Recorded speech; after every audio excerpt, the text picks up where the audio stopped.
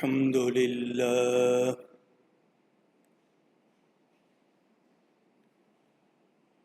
الحمد لله رب العالمين والعاقبة للمتقين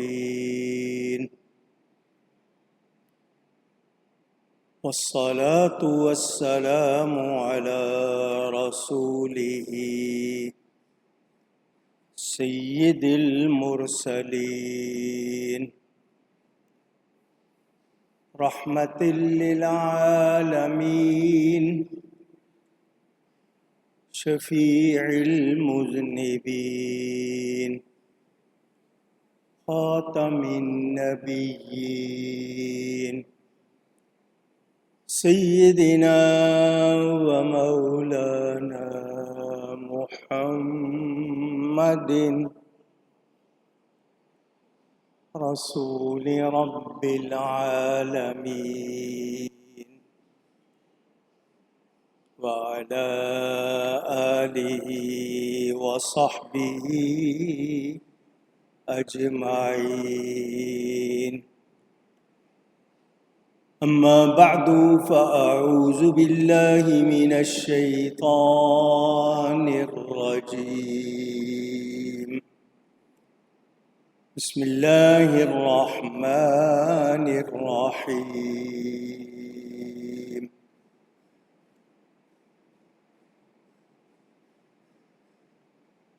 فإنك لا تسمع الموتى ولا تسمع الصم الدعاء إذا ولوا مدبرين. صدق الله العلي العظيم. محبت کے ساتھ ایک مرتبہ دروشی پڑھ لیجیے. اللہم صلی علی سیدنا و مولانا محمد معدن الجود والکرم وآلہ وصحبہ وبارک وسلم. الصلاة والسلام علیک یا رسول اللہ. الصلاة والسلام عليك يا حبيب الله. الصلاة والسلام عليك يا رحمة للعالمين وعلى آلك وأصحابك يا شفیع المذنبین.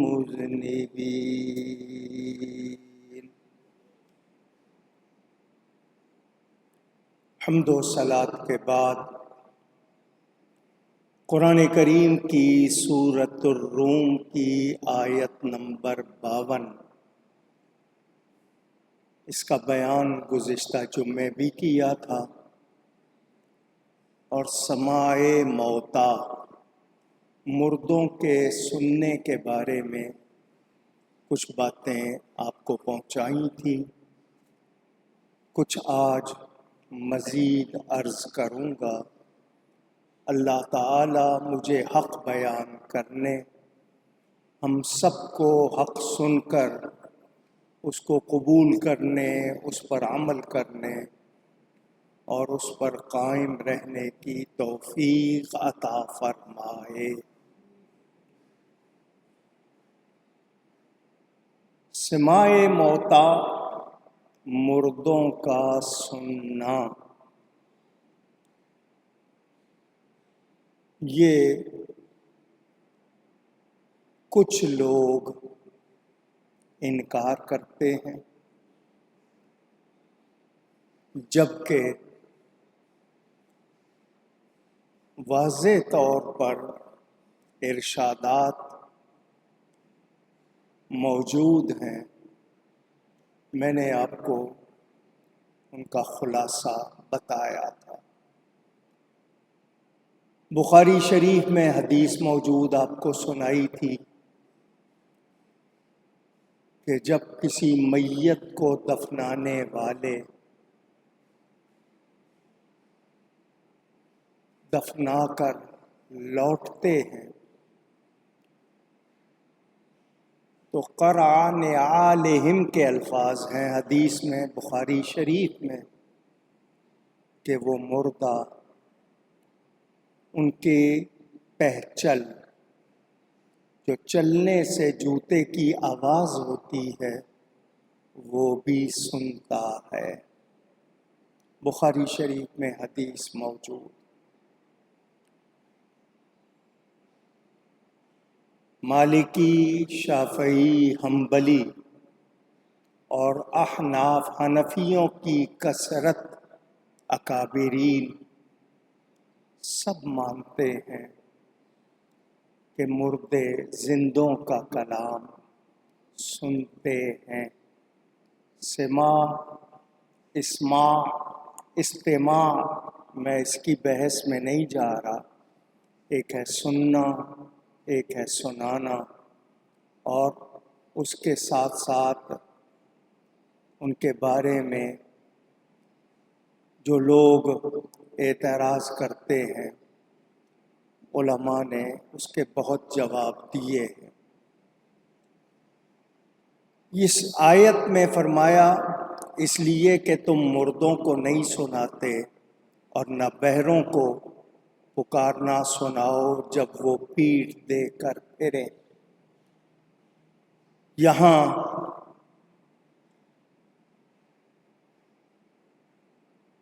جو بتایا گیا وہ یہ کہ جو زندگی کا مقصد پورا کرے وہ زندہ ہے، اگرچہ بظاہر بے جان ہو۔ لہذا زندہ کافر مردے ہیں اور وفات یافتہ شہید زندہ ہیں۔ یعنی جیسے مردے کو کوئی دوا مفید نہیں، ایسے ہی کافروں کو کوئی نصیحت کارگر نہیں، ان پر اثر نہیں کرتی۔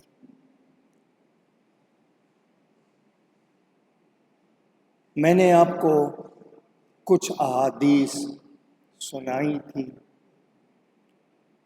متعدد روایات میں موجود۔ بدر کا واقعہ سنایا، حضور صلی اللہ علیہ وسلم نے کافروں کے جسموں کو جن سے روح نکل چکی ان سے خطاب فرمایا، تو حضرت فاروق اعظم نے کہا یہ وہ جسم ہیں جن میں جان نہیں، تو نبی پاک صلی اللہ علیہ وسلم نے فرمایا تم ان سے زیادہ نہیں سن رہے، فرق کیا ہے؟ یہ کافر مردے ہیں، یہ جواب نہیں دیتے۔ سلام کا حکم آپ کو سنایا، سلام اس کو کیا جاتا ہے جو سن سکے اور سن کر جواب دے سکے۔ خود نبی پاک صلی اللہ علیہ وآلہ وسلم نے سکھایا کہ مسلمانوں کے قبرستان جاؤ تو کس طرح سلام کرو۔ ام المومنین حضرت عائشہ صدیقہ رضی اللہ تعالی عنہا کے بارے میں کہا جاتا ہے، جو لوگ کہتے ہیں کہ وہ نہیں مانتی، حضرت عبداللہ بن عمر رضی اللہ عنہما وہ سماع موتیٰ کو ثابت کرتے ہیں۔ متعدد صحابہ کے اقوال موجود ہیں۔ ہم قرآن و حدیث کو مانتے ہوئے یقین رکھتے ہیں کہ مردے سنتے ہیں، کافر بھی سنتے ہیں، مومن بھی سنتے ہیں۔ مومن جو وفات پا جاتے ہیں قبروں میں وہ جواب بھی دیتے ہیں، کافر جواب نہیں دیتے۔ اس حوالے سے آپ کو کچھ مزید باتیں سناؤں گا سماع موتا، مردوں کا سننا۔ اس میں کچھ لوگ اختلاف کرتے ہیں، مگر ہم اکابر کو مانتے ہوئے، روایات کو مانتے ہوئے انکار نہیں کرتے، بلکہ اس کو مانتے ہیں۔ دیوبند، ان کی بھی ایک بڑی تعداد اس کو مانتی ہے۔ وہابیہ جو اہل حدیث کہلانے لگ گئے، وہ کچھ زیادہ مخالفت کرتے ہیں، لیکن ان میں بھی کچھ لوگ مانتے ہیں۔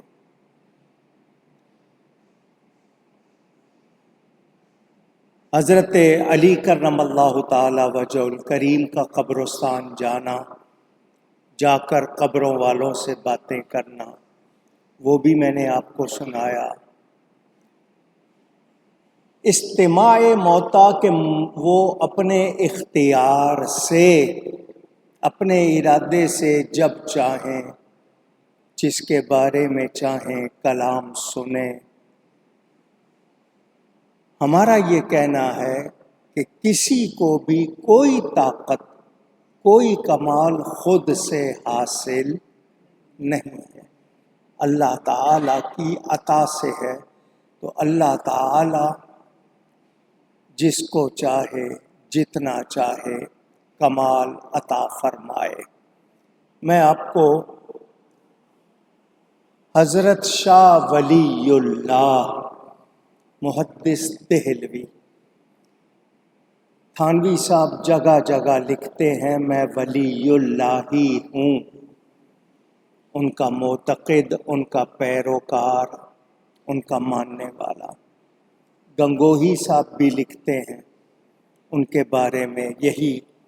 شاہ ولی اللہ نے اپنی کتاب انفاس العارفین میں 2-3 واقعات لکھے ہیں، میں آپ کو وہ سنا دیتا ہوں۔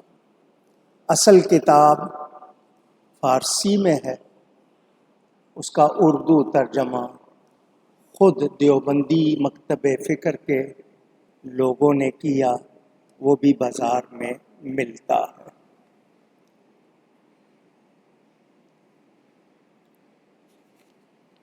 یہ پہلا واقعہ سنا رہا ہوں۔ کتاب کا نام انفاس العارفین، مجتبائی پریس دہلی کی چھپی ہوئی 1917 کی۔ اس میں یہ واقعہ موجود، میں نے اس کو اپنی کتاب مزارات و تبرکات میں نقل کیا ہے، وہیں سے آپ کو سنا رہا ہوں۔ سنیں۔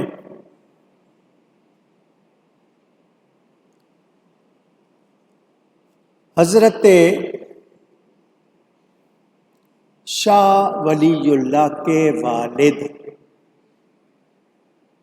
ان کا نام تھا حضرت شاہ عبد الرحیم، دہلی میں مہندیاں علاقے کا نام ہے، وہاں اس پورے خاندان کی پکی قبریں موجود ہیں۔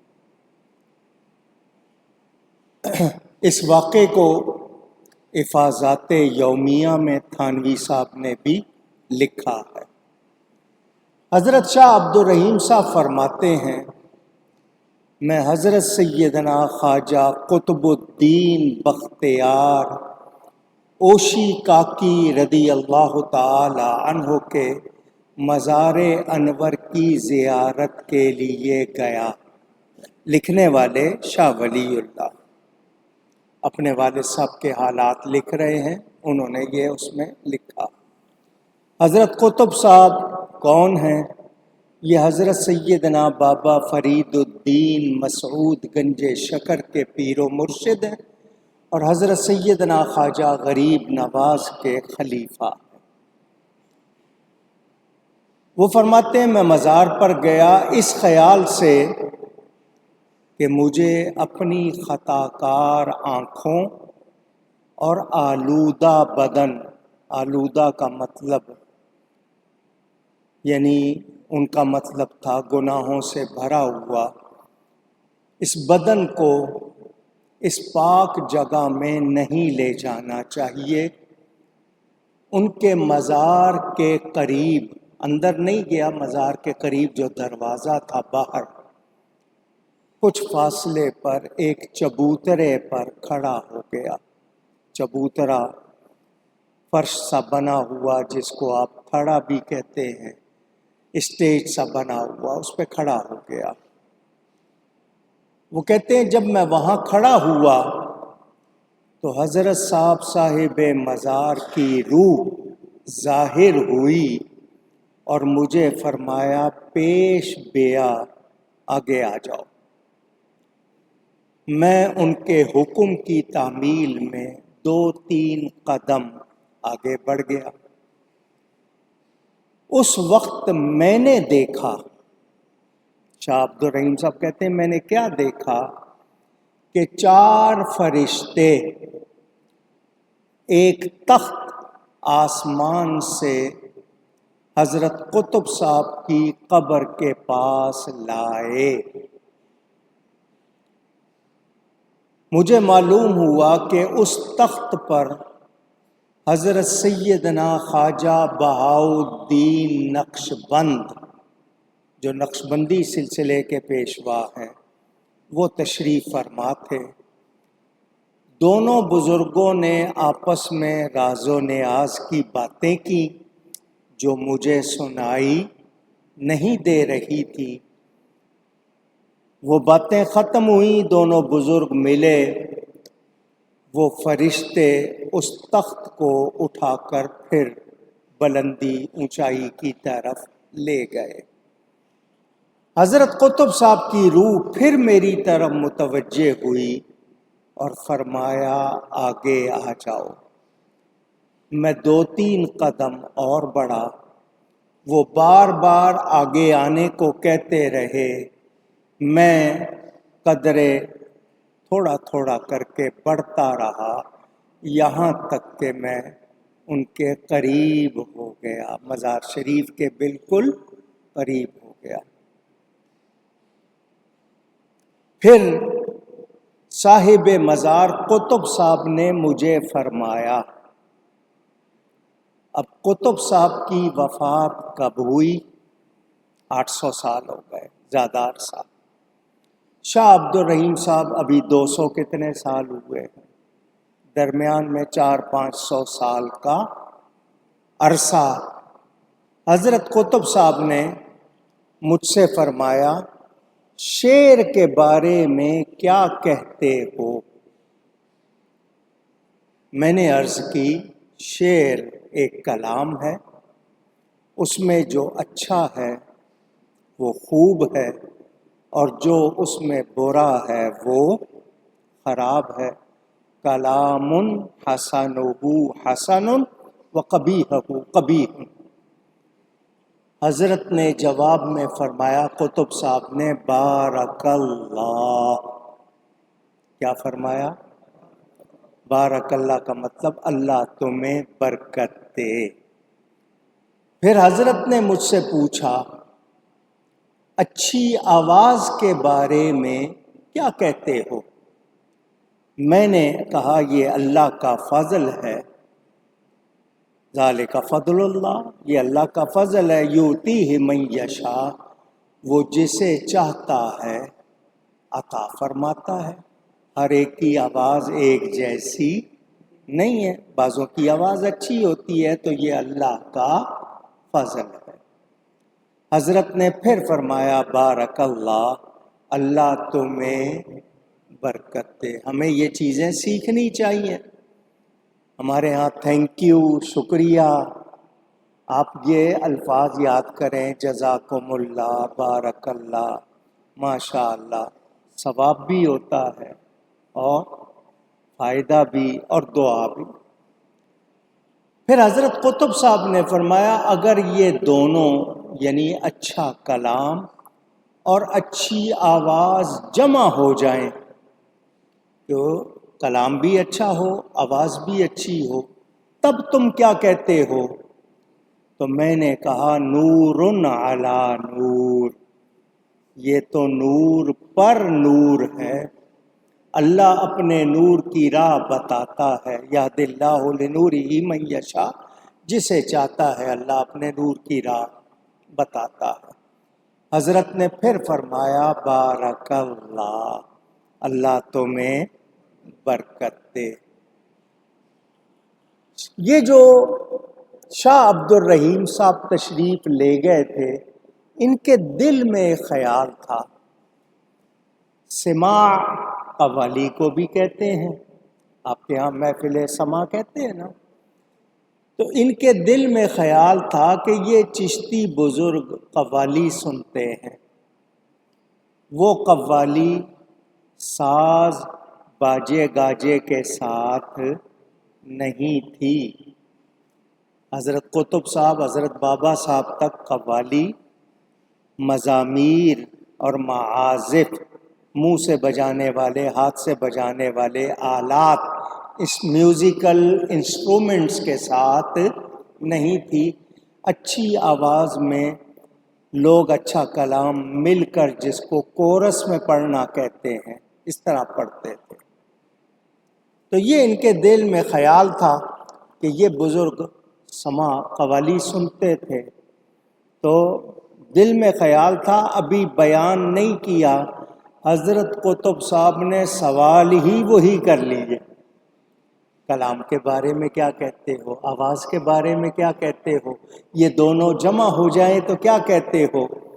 تو جب یہ جواب ہو گئے تو حضرت قطب صاحب نے فرمایا جو کچھ ہم سماع کرتے تھے وہ اس سے زیادہ نہیں تھا، یعنی اچھی آواز اور اچھے کلام سے زیادہ، اونچی کہیے، زور سے کہیے، نہیں تھا، یعنی اچھی آواز میں اچھا کلام سن لیا کرتے تھے۔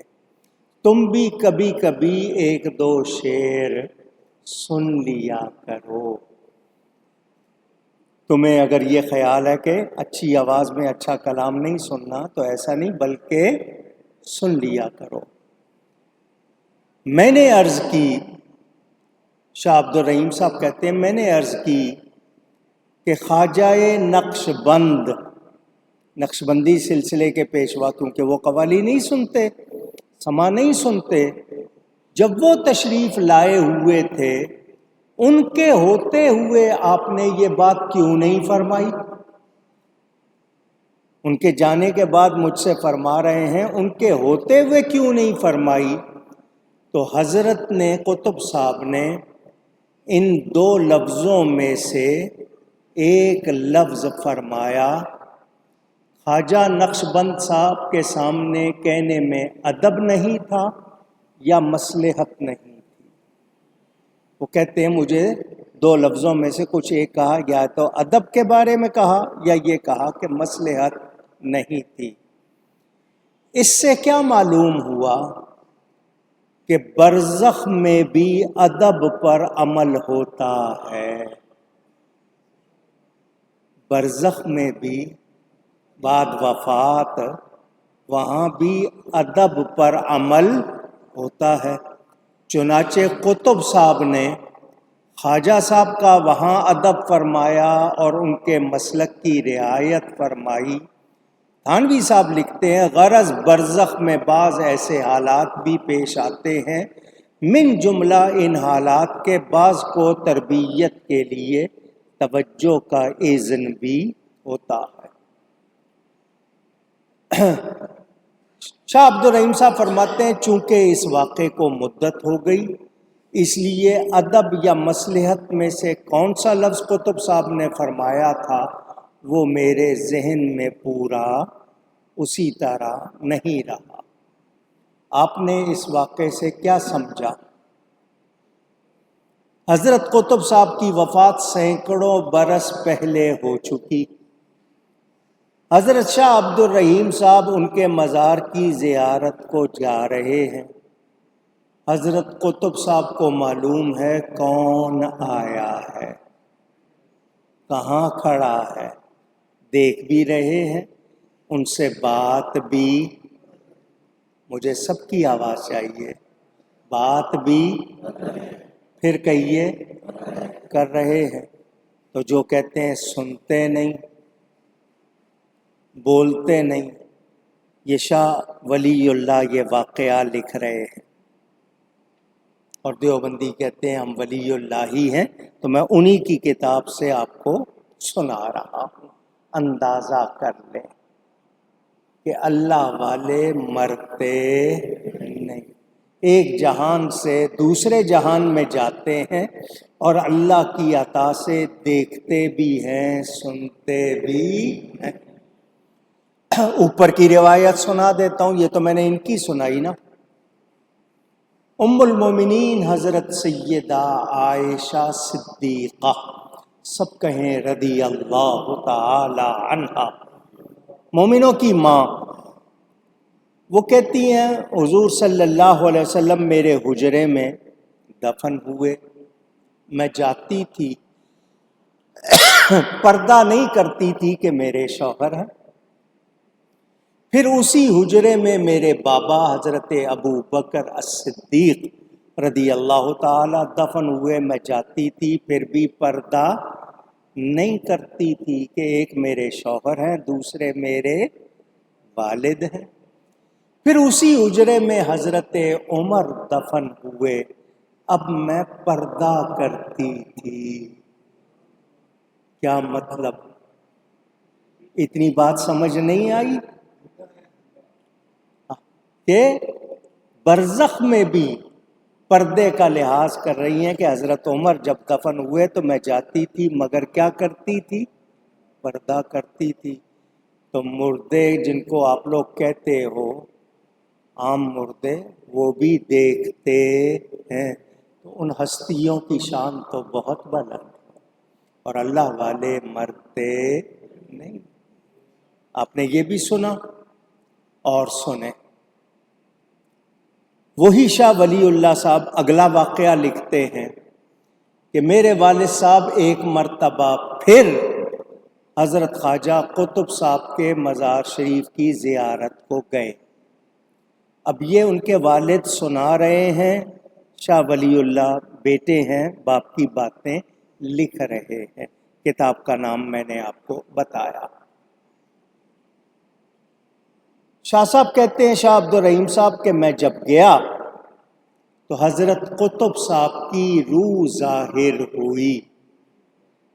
اللہ والے ہیں، اللہ والوں کو اللہ والے نظر آتے ہیں۔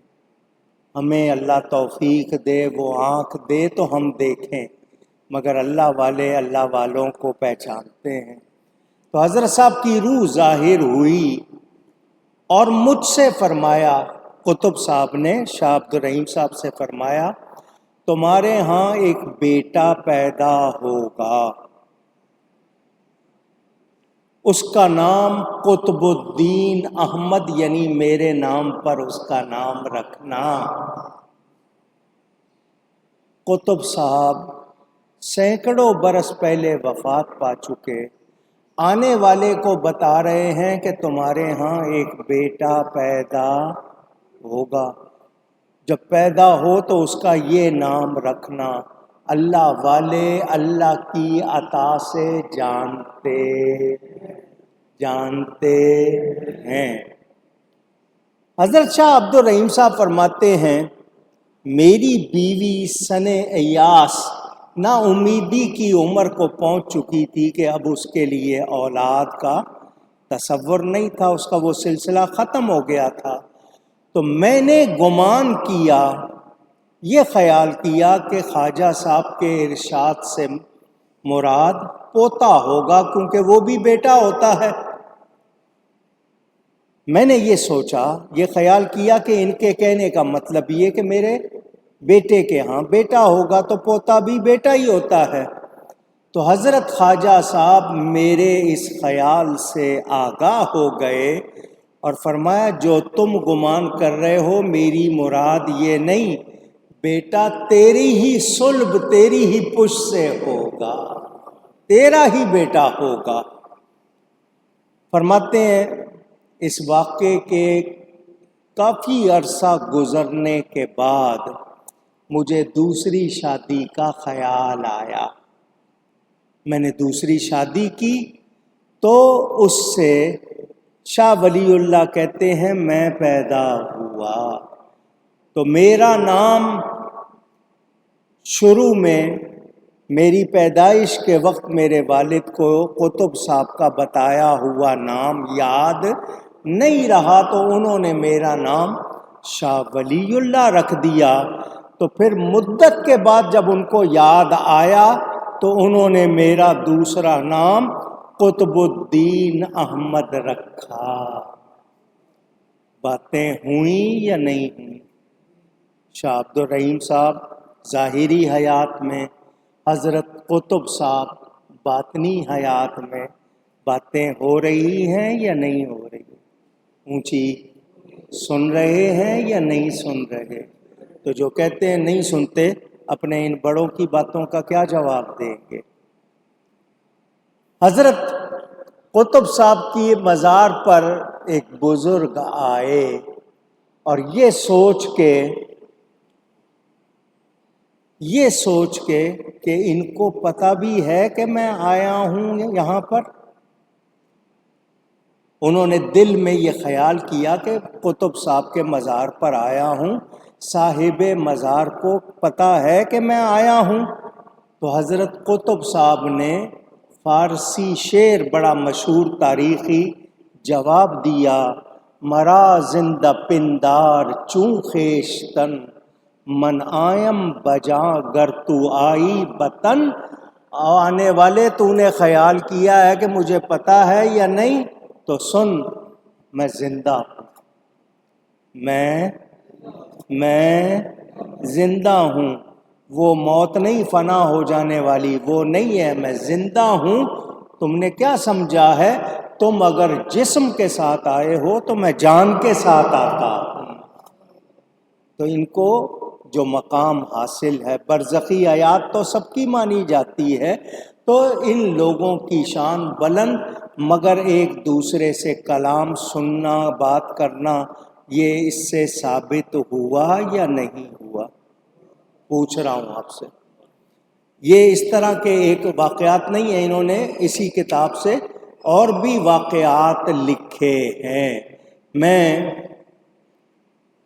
اگر آپ کو سنانے کو آتا ہوں تو ایک واقعہ اور سنا دیتا ہوں. کتاب کا نام صراط مستقیم، لکھنے والے جناب اسماعیل دہلوی، جن کو یہ شہید کہتے ہیں. حالانکہ اس کو گستاخی رسول پہ پٹھانوں نے مارا تھا، یہ اس کو شہید کہتے ہیں. اس کی کتاب ہے فارسی میں اور اس کا اردو ترجمہ بھی. اس سے آپ کو یہ بات اس لیے سنا رہا ہوں کہ وہ اتنے سخت ہیں مسائل میں، جن کو اسماعیل دہلوی کہتے ہیں بالا کوٹی. ان کی بات اس لیے سنا رہا ہوں کہ یہ سنیں اور پتہ چلے ان کو کہ ان کے بڑے کہتے کیا ہیں. وہ کہتے ہیں بیان تو اس طرح ہے کہ حضرت مولانا شاہ عبد العزیز قدس سرہ العزیز کی بیعت کی برکت اور جناب ہدایت مآب کی توجہات کے یمن سے جناب حضرت غوث الثقلین اور جناب خواجہ بہاؤالدین نقشبند کی روح مقدس آپ کے متوجہ حال ہوئیں. ولیوں کو مردہ کہنے والے ذرا دھیان سے سنیں، یہ ان کا بڑا لکھ رہا ہے، ذرا توجہ سے سنیں. ایک تو بیعت کی برکت بیان کی، پھر ان کو ہدایت مآب لکھا، پھر توجہات کی برکت کا ذکر کیا. ہم اگر کریں تو ہم پر فتویٰ لگاتے ہیں اور خود یہ ساری باتیں اپنے بڑوں کے لیے لکھ رہے ہیں. یعنی ہم کہیں غوث پاک کے لیے تو ہم پر فتویٰ خود لکھ دیں تو سب ٹھیک ہے. وہ کہتے ہیں کہ حضرت شاہ عبد العزیز کی چونکہ بیعت کی، ان کے بیعت تھی، ان کی برکت، اور ان کو ہدایت مآب لکھا، ہدایت دینے والے. اور توجہات یعنی ان کی روحانی توجہات کی برکت سے حضرت غوث پاک اور خواجہ بہاؤالدین نقشبند کی روح مقدس آپ کے متوجہ حال ہوئی، اور قریباً عرصہ 1 ماہ تک آپ کے حق میں ہر 2 روح مقدس، روح کو مقدس بھی لکھا ہے، دھیان رہے، یعنی ان کے بارے میں دونوں روحوں میں مابین فی الجملہ تنازع رہا، جھگڑا رہا، دونوں روحوں کا، غوث پاک کی اور خواجہ نقشبند کی روحوں کا آپس میں ان کے بارے میں جھگڑا رہا، کیونکہ ہر ایک ان دونوں عالی مقام اماموں، غوث پاک اور خواجہ نقشبند عالی مقام بھی اور امام کا لفظ بھی لکھا،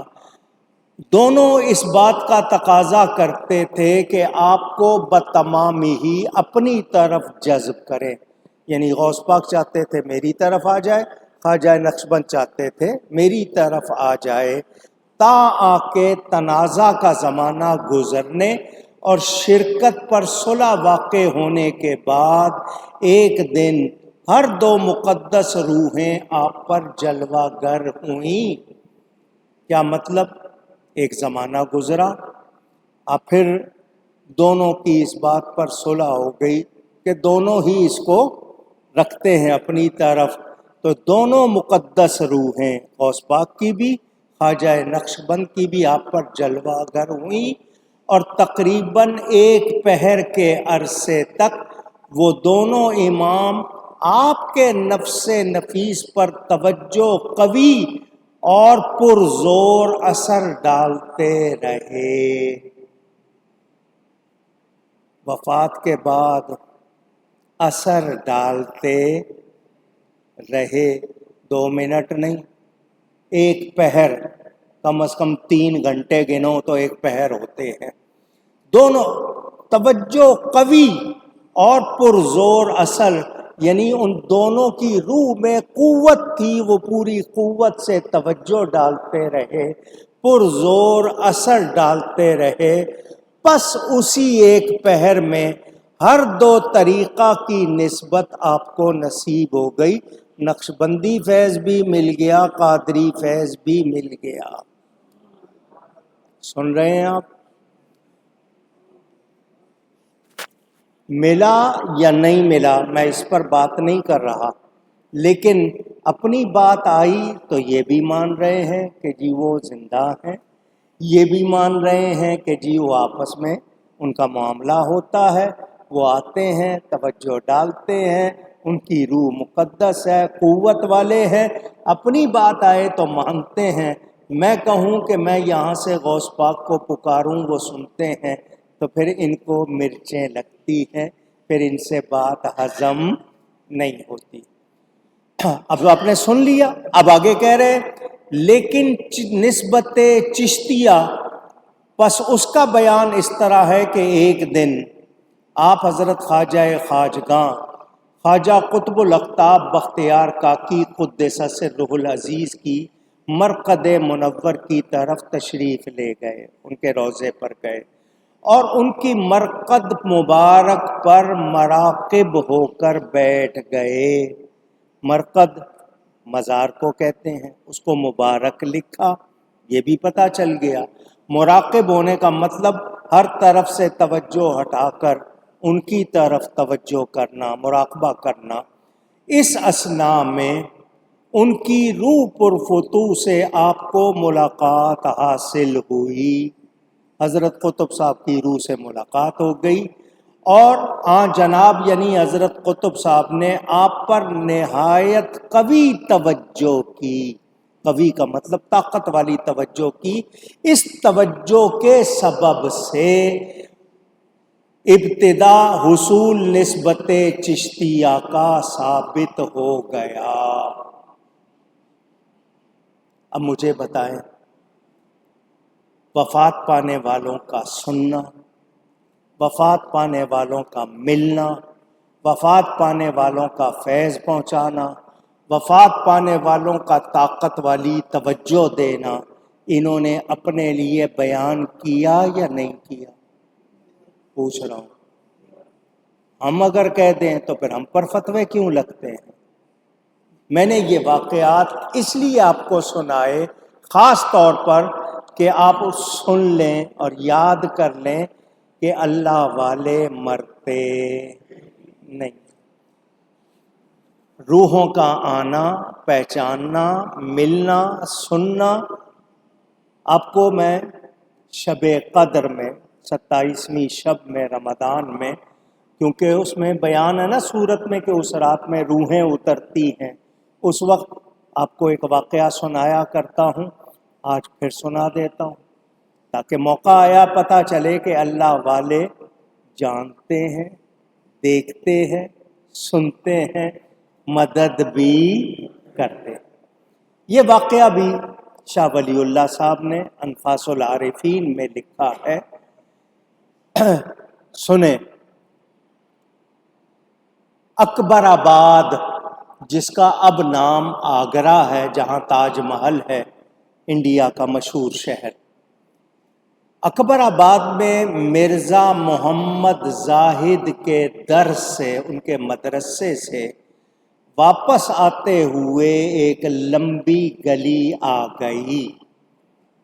پرانے ملتان، لاہور، یہ اکثر جو پرانے علاقے ہیں ان میں نے وہ دیکھے ہوئے پرانے لمبی لمبی گلیاں ہوتی تھی، دائیں بائیں مکان بنے ہوتے تھے راستے کے لیے، درمیان میں گلی اب بھی آپ کو لاہور میں کہیں نہ کہیں ملتان میں نظر آ جاتی ہے۔ وہ فرماتے ہیں اس وقت شیخ سعدی رحمت اللہ علیہ کے میں اشعار پڑھ رہا تھا اور ذوق و لطف پا رہا تھا۔ شاہ عبد الرحیم صاحب اس گلی میں چلتے ہوئے شیخ سعدی کے لکھے ہوئے اشعار پڑھ رہا تھا، رباعی۔ وہ رباعی بھی آپ کو سنا دیتا ہوں۔ فرماتے ہیں جز یاد دوست ہر چکونی عمر ضائع است، جز سر عشق ہر چه بخانی بطالت است، سعدی بشو لوح دل از نقش غیر حق، علم کے راہ بحق نہ نماید جہالت است۔ یہ رباعی پڑھتے ہوئے جا رہا تھا۔ رباعی میں 4 مصرے، 4 لائنیں ہوتی ہیں، چوتھی لائن میرے ذہن سے نکل گئی۔ ترجمہ سن لیں۔ جز یاد دوست ہر چه کنی عمر ضائع است، دوست کی، اللہ کی یاد کے سوا جو وقت گزارا ہے عمر ضائع کی ہے۔ اللہ کی یاد کے سوا، دوست کی یاد کے سوا، محبوب حقیقی اللہ ہے، اللہ اس کے رسول کی یاد کے سوا جو وقت گزارا ہے کیا کیا ہے؟ عمر ضائع کی ہے۔ اور جز سر عشق ہر چه بخانی بطالت است، عشق کے راز کو سمجھنے کے سوا جو پڑھا ہے وہ بیکار ہے۔ اللہ کی محبت، نبی کی محبت، اس کے راز کو نہیں سمجھا تو جو بھی پڑھا ہے وہ بیکار ہے۔ سعدی بشو لوح دل از نقش غیر حق، اے سعدی اپنے دل کی تختی کو حق کے نقش کے سوا ہر شے سے صاف کر دے۔ اس دل کی تختی پر صرف حق کا نقش ہونا چاہیے، کچھ اور نقش نہیں ہونا چاہیے۔ چوتھا مصرع، چوتھی لائن یہ ربائی کی جان ہوتی ہے، علم کے راہ بحق نہ نمایت جہالتس، وہ علم جو حق کا راستہ نہ دکھائے، حق کی رہنمائی نہ کرے، وہ جہالت ہے۔ یہ ترجمہ آپ نے سن لیا۔ یہ جو چوتھی لائن ہے، علم کے راہ بحق نہ نمایت جہالتس، وہ علم جو حق کا راستہ نہ دکھائے، حق کی رہنمائی نہ کرے، وہ جہالت ہے۔ یعنی گدھے پہ کتابیں لاد دو تو وہ عالم نہیں بن جاتا۔ علم نافع ہو جو آپ کو حق اور سچ کو سمجھائے دکھائے۔ فرماتے ہیں یہ چوتھا مصرع میرے ذہن سے نکل گیا، حالانکہ اس ربائی کو کئی مرتبہ پڑھا تھا، بار بار پڑھتا تھا، مگر اچانک اس وقت میرے ذہن سے اونچی کہیے یہ نکل جانے کی بات بھی سمجھا دوں، حدیث شریف کے مطابق آپ کو سمجھا دوں۔ اچھی بڑی بات یاد ہوتی ہے، توجہ نہیں رہتی اس وقت، آپ ماتھے پہ ہاتھ بھی مارتے ہیں، ارے وہ کیا نام تھا اس کا، سوچتے ہیں، حالانکہ یاد ہوتا ہے لیکن اس وقت ذہن میں آتا نہیں۔ آپ کے دماغ پر بادل چھا جاتا ہے۔ کیا چھا جاتا ہے؟ بادل چھا جاتا ہے۔ اس وقت اس بات کو آپ سے چھپا دیا جاتا ہے۔ شیطان بھی کرتا ہے یہ حرکت، آپ کو بلا دیتا ہے، درود شریف پڑھیں، لا حول پڑھیں، وہ نماز پڑھنے لگ جائیں تو شیطان کہتا ہے یہ نیکی میں لگ گیا، تو جلدی سے یاد دلا دیتا ہے۔ اور اگر اللہ کی طرف سے ہو تو پھر بھی آپ کو اللہ کی طرف سے یاد آ جاتی ہے۔ حضرت بڑے بے چین ہو گئے، بے آرامی پیدا ہو گئی۔ مجھے یہ ربائی یاد تھی، یہ ذہن سے چوتھا مصرع نکل گیا ہے تو طبیعت میں بے آرامی آ گئی۔ فرماتے ہیں اچانک میری جانب سے دو زلفوں والا، فقیری وضع والا، ملیح چہرہ مرد آیا۔ زلفیں تھی اس کی، فقیری وضع یعنی فقیرانہ لباس تھا، اور ملیح چہرہ بڑا چمکتا ہوا چہرہ تھا، اور اس نے آ کر میرے ذہن سے نکل جانے والا چوتھا مصرع مجھے سنا دیا۔ یہ اکیلے آ رہے تھے اس گلی میں، کوئی ساتھ نہیں تھا، وہ اچانک آیا اور دائیں جانب آ کر اس نے وہ مصرع پڑھ دیا، علم کے راہ بحق نہ نمایت جہالتست۔ اس نے یاد دلا دیا۔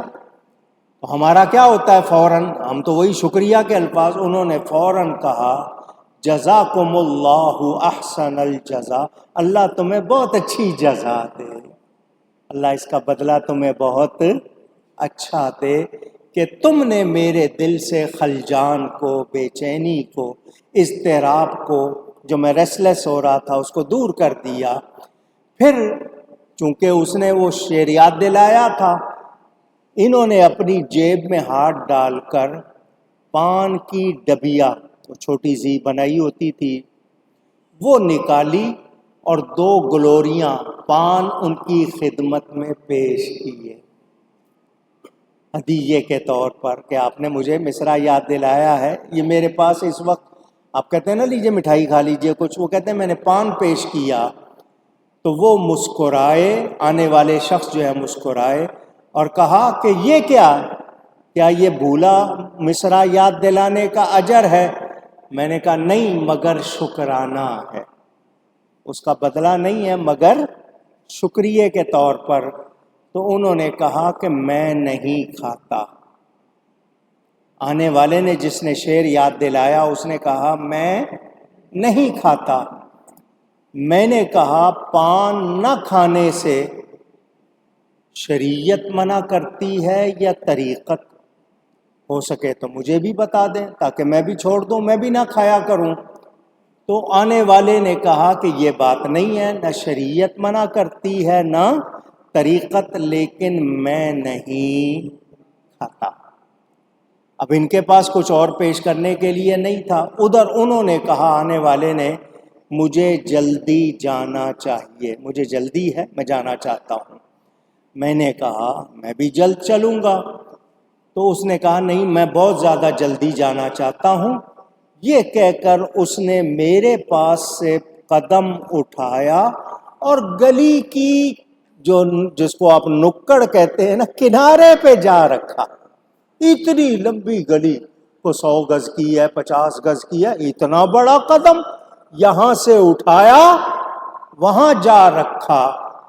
تو یہ عالم تھے، خود ولی تھے، فوراً پہچان گئے کہ یہ جو آیا ہے میرے پاس یہ روح ہے، یہ روح مجسم ہو کر آئی ہے، یہ ظاہری حیات والا نہیں ہے۔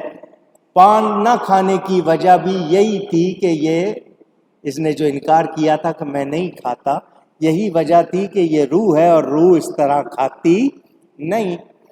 میں نے پکارا، جب انہوں نے وہاں گلی کے کنارے جا کے قدم رکھا تو میں پکارا، اپنا نام تو بتا دیجئے تاکہ ایصال ثواب کے لیے فاتحہ پڑھا کروں گا، فاتحہ میں یاد کروں گا۔ دیکھیں کتنے مسئلے ثابت ہو رہے ہیں کہ روح کا آنا ثابت ہوا، اس سے بات ثابت ہوئی، اور پھر ان سے نام پوچھ رہے ہیں کہ ایصال ثواب کروں، اس کا ثبوت بھی مل گیا۔ اس ہستی نے گلی کے کنارے سے ہی منہ موڑ کر کہا، جس کا کلام تم پڑھ رہے تھے وہ سعدی میں ہی ہوں، سعدی ہمیں فقیر است، یہی فقیر سعدی ہے، یعنی میں ہی ہوں جس کا تم کلام پڑھ رہے تھے۔ اب حضرت شیخ سعدی کتنے 100 سال ہو گئے تقریباً، ان کو بھی 800 سال کے قریب ہونے والے ہیں۔ یہ شاہ ولی اللہ کے والد ابھی 200 کتنے برس پہلے کی بات ہے۔ تو آپ اندازہ کریں 500 سال پہلے وفات پانے والے شیخ سعدی، اور پھر وہ ایران میں ان کا مزار، یہ آگرہ میں کم از کم 1.5-2 ہزار میل سے زیادہ کا فاصلہ۔ شیخ سعدی قبر سے دیکھ رہے ہیں کون کہاں میرا کلام پڑھ رہا ہے۔ روح مجسم ہو کر ظاہر ہوئی، آ کر اس کو سنایا مدد کی، تو سنتے ہیں یا نہیں، دیکھتے ہیں یا نہیں، مدد کرتے ہیں یا نہیں۔ تو میں نے یہ واقعات بھی آپ کو سنائے اور انہی کی کتاب سے سنائے۔ اور سنیں، ایک واقعہ اور سنا دیتا ہوں، حالانکہ میں نے پوری کتاب میں اس طرح کے کئی واقعے نقل کیے۔ شاہ ولی اللہ فرماتے ہیں کہ دوست احباب سے، ان لوگوں سے میں نے یہ بات سنی ہے جو اس وقت میرے والد کے ساتھ تھے، موجود تھے۔ میں اپنے والد کے ساتھ اس وقت نہیں تھا، مگر جو لوگ میرے والد کے ساتھ تھے، جن کے سامنے یہ واقعہ پیش آیا، میں نے ان سے سنا۔ قصبہ ڈاسنا انڈیا میں، وہاں پر ایک بزرگ مخدوم شیخ اللہ دیا، حضرت شاہ عبد الرحیم شاہ ولی اللہ کے والد، ان کے زیارت کے لیے ان کی مزار پر گئے۔ مزار ملاقات کی جگہ، زیارت کی جگہ کو کہتے ہیں۔ مزار کا مطلب ملاقات کی جگہ، ملنے کی جگہ، زیارت کی جگہ۔ رات کا وقت تھا جب وہاں پہنچے۔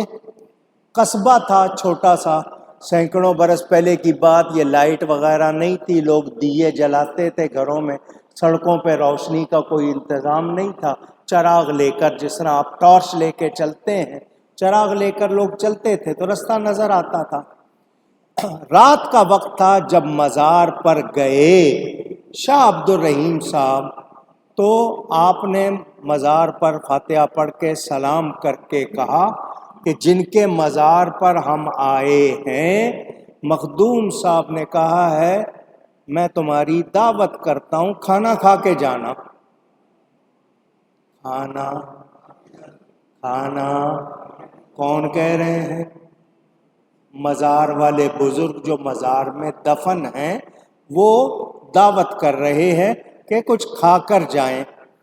چنانچہ ہم لوگ ٹھہر گئے، شاہ عبد الرحیم صاحب ان کے ساتھی ٹھہر گئے، یہاں تک کہ سنسان ہو گیا، رات گہری ہو گئی، کسی اور کا نام و نشان نہیں رہا۔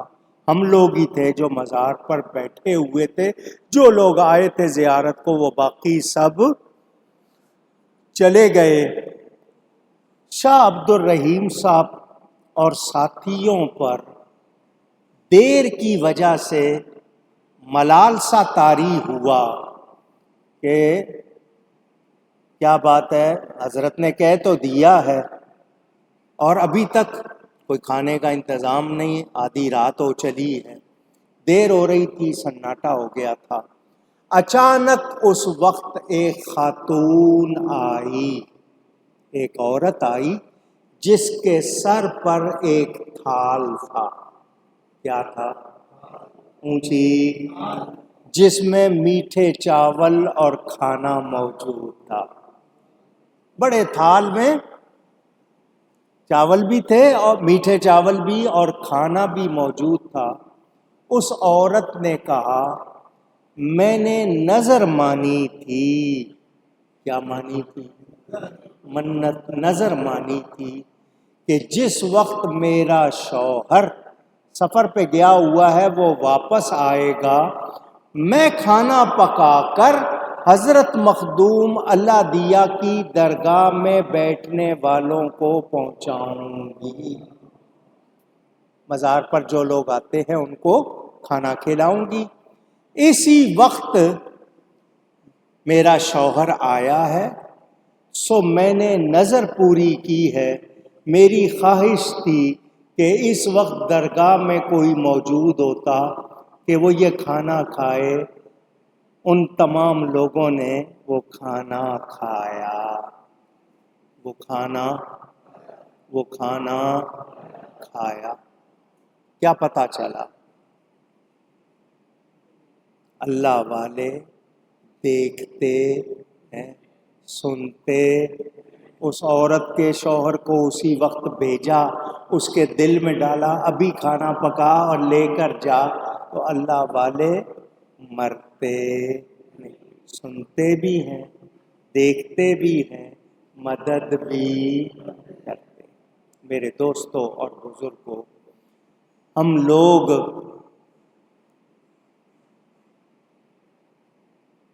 اگر علم نہیں رکھتے تو سیکھنا چاہیے، مگر بغیر جانے بوجھے انکار کر دینا، اعتراض کرنا، تو جو اولیاء کی شان کے منکر ہیں وہ جانتے اللہ فرماتا ہے ان کی آنکھیں میں بن جاتا ہوں، ان کے کان میں بن جاتا ہوں، ان کی زبان میں بن جاتا ہوں۔ میں یہ آپ کو حدیثیں سنا چکا۔ تھانوی صاحب ایک عبارت لکھتے ہیں، وہ بھی میں آپ کو سناتا چلوں اور پھر اگلی آیت پڑھتے ہیں۔ استعانت، آئیے بات تو سنا دوں۔ استعانت عربی کا لفظ ہے، اس کے معنی مدد مانگنا۔ کیا؟ نستعین، عون لفظ سنتے ہیں نا، یہ استعانت اور استمداد، مدد مانگنا۔ تھانوی صاحب لکھتے ہیں جو استعانت اور استمداد، کیونکہ سوال ہوا تھا کہ ارواح مشائخ طریقت جو سلسلے کے بزرگ ہوتے ہیں کہ ان سے استعانت مدد مانگی جا سکتی ہے یا نہیں، تو تھانوی صاحب جواب دیتے ہیں جو استعانت و استمداد بالمخلوق باعتقاد علم و قدرت مستقل مستمد من ہو شرک ہے۔ کیا مطلب؟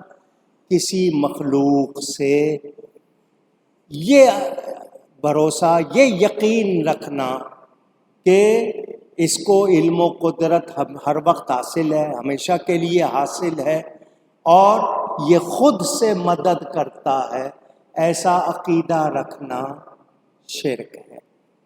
اور جو با اعتقاد علم و قدرت غیر مستقل ہو مگر وہ علم و قدرت کسی دلیل سے صحیح ثابت نہ ہو، معصیت ہے۔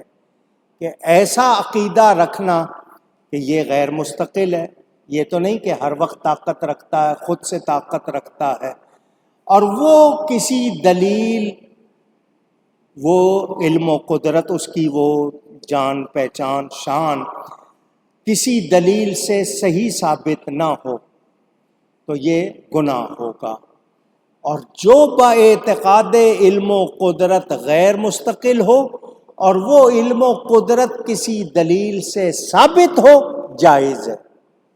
یعنی مخلوق سے ایسا عقیدہ رکھنا کہ اس کو غیر مستقل علم و قدرت ہے، ہر وقت نہیں ہے، اور جو استمداد بلا اعتقاد، یعنی اس سے جو مدد مانگ رہے ہیں وہ کسی دلیل سے ثابت ہے، تو کہتے ہیں ایسا کرنا بالکل جائز ہے۔ اور آگے لکھتے ہیں، اور جو استمداد بلا اعتقاد علم و قدرت ہو، نہ مستقل نہ غیر مستقل، پس اگر طریقے استمداد مفید ہو تب بھی جائز ہے۔ یعنی ایسی مدد بغیر عقیدے، علم و قدرت کے بغیر عقیدے، نہ مستقل نہ غیر مستقل، مگر وہ طریقہ مدد مانگنے کا مفید ہے تب بھی جائز ہے، جیسے آگ سے مدد، پانی سے مدد اور تاریخی واقعات سے، ورنہ لغو ہے۔ یہ 5 قسمیں تھانوی صاحب نے اپنی کتاب بوادر النبادر میں بیان کی ہیں۔ اور سنیں، کہتے ہیں اگر کسی مقبول بندے کو محض واسطہ رحمت الہی اور غیر مستقل سمجھ کر اعانت ظاہری کرے، اس سے کرے تو یہ جائز ہے۔ یہ استعانت در حقیقت حق تعالی ہی سے استعانت ہے۔ سن رہے ہیں آپ؟ میں نے یہ واقعات آپ کو سنائے، اس کے علاوہ متعدد واقعات اور بھی ہیں کہ قبر کے پاس بیٹھ کے قرآن پڑھ رہا تھا ایک شخص، تو وہ روح کسی پر ظاہر ہوئی کہ اس پڑھنے والے سے کہو تھوڑا سا اور پڑھ دے، مجھے بڑا مزہ آ رہا ہے اس کے سننے میں، اس کو کہو اور پڑھ دے۔ تو سنتے ہیں یا نہیں؟ اسی میں تھانوی صاحب کی کتابوں کے اور بھی حوالے، یہ میری کتاب مزارات و تبرکات، دوسری میری کتاب ہے، اس کا نام ہے قبر کے احکام اور آداب۔ ان میں نے یہ ساری باتیں لکھی ہیں، پڑھنا چاہیں تو ہم کئی واقعات، اور وہ سب ان کی کتابوں سے لکھے ہیں جو لوگ آج انکار کرتے ہیں۔ تو ہم پر فتوے لگاتے ہو تو اپنے بڑوں پر بھی لگاؤ نا، یا تو یہ کہو کہ تمہارے بڑے غلط ہے تم صحیح ہو، یا یہ کہو کہ تم غلط ہو وہ صحیح ہے، پہلے فیصلہ گھر میں کر لو، ہم پر بعد میں فتوے لگانا۔ تو قرآن نے بتا دیا کہ جو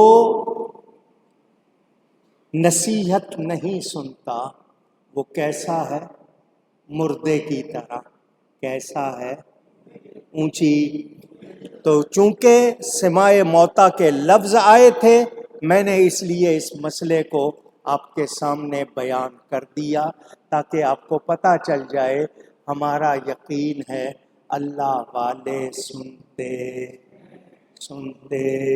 ہیں، قریب دور زندہ مردہ یہ بحث کرنے والے ہیر پھیر کرتے ہیں کہ جی قریب سے سنتے ہیں دور سے نہیں سنتے، یہ ہیر پھیر ہے ان کا، یہ محض ہیر پھیر ہے۔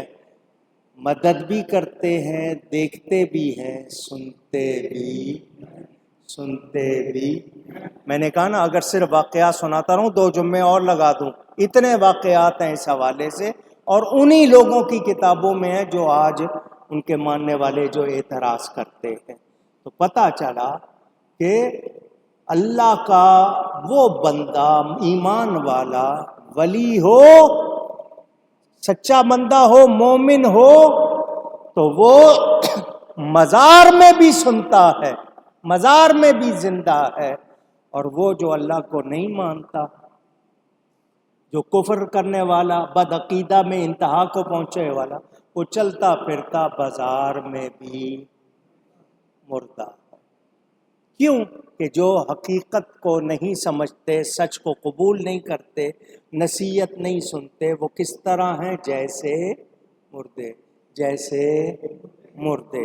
تو جو سننے والے ہیں، ماننے والے ہیں، وہ کون ہیں؟ ایمان والے۔ اللہ فرماتا ہے وَمَا أَنْتَ بِهَادِ الْعُمْيِ عَنْ ضَلَالَتِهِمْ، اور نہ تم اندھوں کو ان کی گمراہی سے راہ پر لاؤ۔ ان تسمع الا من یؤمن بآیاتنا فهم مسلمون، تم تو اسی کو سناتے ہو جو ہماری آیتوں پر ایمان لائے، تو وہ ماننے والا ہے، گردن رکھنے والا ہے، وہ گردن رکھے ہوئے ہے، یعنی وہ سراپا تسلیم و رضا صاف بتا دیا۔ مومن مانتے ہیں، دوسرے مانتے نہیں۔ سنیں، مردے، کافر مردے، آپ کو بتا دیا کہ وہ بھی سنتے ہیں مگر جواب نہیں دیتے۔ اب جو بد نصیب دل کے اندھے ہیں، ان کو دل کی آنکھ میسر نہیں، ان کو گمراہی سے لا کے کیا مطلب کہ ان کے نصیب میں ایمان۔ محبوب، جن کے نصیب میں ایمان نہیں ہے وہ تیری بات نہیں مانیں گے، وہ تیری بات نہیں مانیں گے۔ انہوں نے اپنے اسی گمراہی پر ہی رہنا ہے، وہ آپ سے ہدایت نہیں پاتے۔ اس سے معلوم ہوا جو ازلی طور پر بدبخت ہو، شقی ہو، حضور اس کو ہدایت نہیں دیتے۔ اگر کوئی ازلی طور پر بدبخت نہیں ہے تو اس کو ہدایت دیتے ہیں، لیکن ازلی طور پر جو بدبخت ہے اس کو ہدایت دیتے نہیں۔ یعنی اب کوئی یہ کہے کہ حضور ہدایت نہیں دیتے تو سمجھ لینا کہ یہ ازلی طور پر بدبخت ہے، اس کے نصیب میں ہدایت اونچی۔ میں نے کئی مرتبہ آپ کو مثال دے کے بات سمجھائی ہے، مگر میں کہوں کہ آپ اس کو یاد کریں، میں ایک مرتبہ پھر سنا دیتا ہوں، بات آپ کی سمجھ میں آ جائے گی۔ آپ سے کوئی بحث کرے اور کہے کہ حضور ہدایت دے سکتے تھے تو ابو جہل کو کیوں نہ دی، عتبہ کو کیوں نہ دی، شیبہ کو، کافروں کے بڑے بڑے سردار، ان کا نام لے۔ کوئی رشتہ داری ہوگی نا، اس کو بڑا درد ہوگا اس کو کہ اس کے وہ بڑے تھے تو ان کو کیوں ہدایت نہیں ملی، کوئی اندر سے آنتیں اس کی دکھتی ہوں گی نا، کوئی تعلق ہوگا۔ ان کا نام لے کے کہ ہدایت دے سکتے تھے تو ان کو کیوں نہیں دی۔ کوئی آپ سے بحث کرنا چاہے، آپ اس کو دلیل دیں اور وہ نہ مانے، آیتوں سے، حدیثوں سے عقلی طور پر سمجھائیں اور وہ نہ مانے، تو آپ اس سے کیا کہیں گے؟ نبی ہدایت دے سکتے ہیں یا نہیں، اس کو رکھو ابھی ایک طرف۔ یہ بتاؤ اللہ ہدایت دے سکتا ہے یا نہیں؟ اللہ ہدایت دے سکتا ہے یا نہیں؟ انکار کرے گا؟ پوچھ رہا ہوں، انکار کرے گا تو ایمان رہے گا؟ نہیں، مانے گا۔ اب میرا سوال یہ ہے کہ حضور صلی اللہ علیہ وسلم نے ہدایت دی یا نہیں دی، یہ بتا اللہ نے کیوں نہیں دی؟ جن کے تو نام لے رہا ہے، جو تیرے سگے ہیں یا تیرے بڑے ہیں یا تیرے خاص ہیں، کہ تجھے تکلیف ہے کہ ان کو ہدایت کیوں نہیں دی، تو یہ بتا اللہ دے سکتا ہے یا نہیں؟ دے سکتا ہے، تو اللہ نے کیوں نہیں دی؟ جواب دے۔ تو وہ 1 دن لگائے، 2 دن لگائے، ہفتہ لگائے، مہینہ لگائے، آخری جواب یہ ہوگا کہ اللہ نے چاہا نہیں. آخری جواب یہی ہوگا، اللہ نے نہیں چاہا، اس نے چاہا نہیں. تو وہی میرا جواب ہے، جس کو رب نے نہیں چاہا اس کو اس کے حبیب نے بھی نہیں چاہا. اب یہاں میں ایک بات اور کروں گا، جواب تو اس کو ہو گیا، مگر جس کو حبیب نے چاہا، جس کو حبیب نے، اس کو اللہ نے بھی چاہا یا نہیں چاہا؟ اب دو جواب. حضرت فاروق اعظم کو حضور نے چاہا یا نہیں چاہا؟ تو اللہ نے پورا کیا یا نہیں کیا؟ جواب دیں.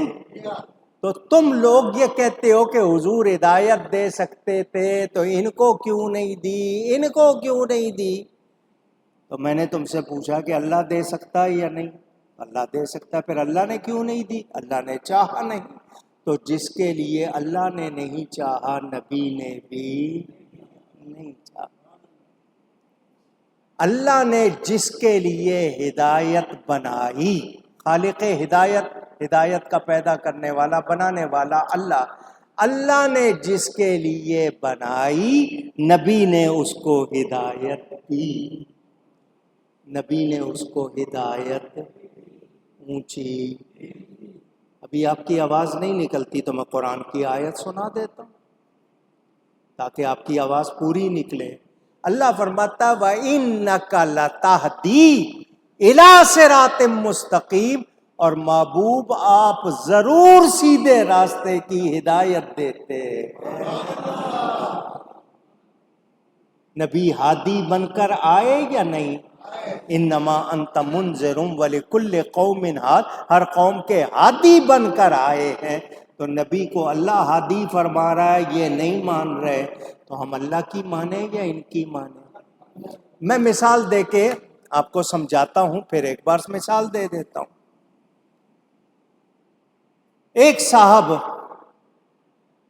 کسی کا نام نہیں لیتا ناراض نہ ہو جائے، حالانکہ مثال میں کوئی برائی نہیں ہے. ایک صاحب کارخانہ بنائیں، آپ فیکٹری کہتے ہیں، کارخانہ، وہ اس کے کیا ہیں؟ مالک. کیا ہیں؟ وہ ایک شخص کو مقرر کریں اپنا نائب کہ یہ میری طرف سے انچارج ہے، اس کو میں نے اختیارات دیے ہیں، جس کو مجھ سے جو لینا ہے وہ اس سے لے لے. میں نے اس کو اختیار دیا، یہ میرا دیا ہی دے گا. آرڈر میں دوں گا، دے گا یہ. آرڈر، حکم میں دوں گا، ملے گا اس سے، ملے گا اس سے. تو وہ شخص جو بیٹھا ہے وہ خود سے دے رہا ہے یا مالک کا دیا دے رہا ہے؟ آسان سی بات ہے، آپ کی سمجھ میں آ گئی. اس نے کہہ دیا میں پرچی دوں گا، پرچی پہ جو ہوگا وہ جو پرچی لائے اس پرچی کے مطابق اس کو دے دینا. اس نے پرچیاں جاری کر دی، لوگوں کو پرچیاں مل گئیں، انہوں نے لائن قطار بنا لی. کیوں؟ کھڑے ہو گئے، پرچی دیتے جا رہے ہیں اور مراد لیتے جا رہے ہیں. جو ان کو چاہیے وہ ملتا جا رہا ہے، پرچی دے رہے ہیں، مراد لے رہے ہیں. ایک شخص نے دیکھا قطار لگی ہوئی ہے. کیوں لگائی ہے؟ جی ہم نے اپنی مطلوبہ چیز لینی ہے. اس نے کہا اچھا، وہ بھی لائن میں لگ گیا. اس کے پاس پرچی نہیں ہے. جب وہ آیا کہنے لگا جی دو، کہا پرچی لاؤ. کہنے لگا پرچی تو نہیں ہے، رکا تو نہیں ہے، سلپ تو نہیں ہے، دو. اس نے جواب دیا میں پرچی کے مطابق دیتا ہوں، تمہارے پاس پرچی نہیں ہے، جاؤ. وہ باہر نکل گیا اور کہنے لگا دے ہی نہیں سکتے. کیا کہا اس نے؟ دے ہی نہیں سکتے. تو باقی کہیں گے دے رہے ہیں، دے رہے. یہ دیکھو ہمیں ملا. تم کو نہیں دیا تو کوئی وجہ ہوگی. نہ دینا اور ہے، نہ دے سکنا. نہیں دے سکتے یہ اور بات ہے، نہیں دیتے یہ اور بات ہے. تجھے نہیں دیا کوئی وجہ ہوگی. تو جو یہ کہہ رہا ہے دے نہیں سکتے، تو ان سب کو تو مل رہا ہے. اگر دے نہیں سکتے تو ان کو کیسے مل رہا ہے؟ تجھے نہیں دیا، نہ دینا اور ہے، نہ دے سکنا اور ہے. بات آپ کو مثال دے کر میں نے سمجھا دی. ویسے قرنی سینکڑوں میل دور رہتے تھے. حضرت ویسے قرنی سینکڑوں میل دور رہتے تھے، مگر ان کے لیے اللہ نے ہدایت کی پرچی بنائی تھی. نبی نے دی یا نہیں دی؟ ابو جہل سامنے رہتا تھا، اس کے لیے پرچی نہیں تھی، اس کو ملی نہیں. تو جس کے لیے اللہ نے ہدایت بنائی، نبی نے اس کو ہدایت دی. ہمارا کہنا کیا ہے؟ لا ورب العرش، جس کو جو ملا ان سے ملا. لا ورب العرش کا مطلب عرش کے رب کی قسم. قسم اٹھا کے بات کر رہے ہیں کہ یہاں شک نہ کرنا، کوئی ڈاؤٹ گنجائش نہیں، بلا شک و شبہ ماننا. لا ورب العرش، جس کو جو ملا ان سے ملا. بٹتی ہے کونین میں نعمت رسول اللہ کی. بٹتی ہے کونین میں نعمت رسول اللہ کی صلی اللہ علیہ وسلم. حضرت ابو بکر کو صداقت کا مرتبہ کہاں سے ملا؟ فاروق اعظم کو عدالت کا مرتبہ کہاں سے ملا؟ حضرت عثمان غنی کو ذو النورین سخاوت کا مرتبہ کہاں سے ملا؟ مولا علی کو شجاعت کا، علمیت کا مرتبہ کہاں سے ملا؟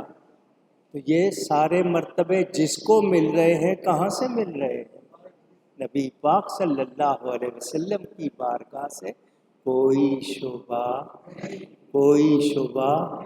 نبیوں کو نبوت، ولیوں کو ولایت، مجھے اور آپ کو ایمان ملا ہے تو نبی کی برکت سے ملا، کوئی شبہ نہیں ہے. اور آج بھی انہی کا فیضان، آج بھی. اسی لیے ہم کہتے ہیں یہ سب تمہارا کرم ہے آقا، یہ سب تمہارا کرم ہے آقا. کہ بات اب تک بنی ہوئی ہے، یہ سب تمہارا کرم ہے آقا. حضور صلی اللہ علیہ وسلم کی برکت سے کوئی شبہ. تو حضور کو اللہ نے ہادی بنا کر بھیجا. کیا بنا کر بھیجا؟ ہادی. وہ ہدایت دینے والے ہیں. تھانوی صاحب کا ایک جملہ میں نے اپنی کتاب کلام رضا ترجمان حقیقت میں لکھا. تھانوی صاحب کی قلم سے اللہ نے لکھوایا. وہ لکھتے ہیں تھانوی صاحب کہ ابو جہل کی کیا مجال تھی، اگر نبی قوت باطنی سے کام لیتے تو ابو جہل کی کیا مجال تھی کہ ایمان نہ لاتا. اگر حضور باطنی قوت، اصلی قوت سے کام لیتے تو کوئی بھی کافر نہ رہتا. مگر نبی نے وہی جو اللہ نے چاہا وہی کیا. لیکن نبی کو اللہ نے یہ شان دی، وہ قوت دی تھی، وہ چاہتے تو یہ سارے ایمان والے ہو جاتے. تمہارے بڑے نے لکھا ہے، حوالہ نوٹ کر لینا، میں نے اپنی کتاب میں نقل کیا۔ میں نے آپ کو پچھلے جمعے بتایا تھا یہ ایک کتاب ہے عالم برزخ، تو وہ اس میں حماد بن سلمہ کی روایت ابن قیم نے نقل کیا کہ سارے گھر کا حال اس نے بتایا، گھر میں پیچھے کیا ہوا، وفات کے بعد قبر والے نے خواب میں آ کر دوست کو بتایا کہ یہ ہوا ہے میرے گھر میں نے وہ واقعہ بھی اس میں نقل کیا ہے۔ اس کے علاوہ جب یہ میں نے آپ کو ابھی سنایا کہ یہ اس کو کہو قرآن اور زیادہ پڑھے، تو مجھے مزہ آ رہا ہے، یہ ساری باتیں میں نے اس میں لکھی۔ سنیں، اللہ والے اللہ کی عطا سے زندہ ہیں، سنتے دیکھتے ہیں، مدد کرتے ہیں۔ میرے دوستوں اور بزرگوں، میں اس وقت میں نے آپ سے کہا نا اگر واقعات سناتا رہا تو یہ پوری کتاب بھی سناؤں تو 2 جمعے لگ جائیں۔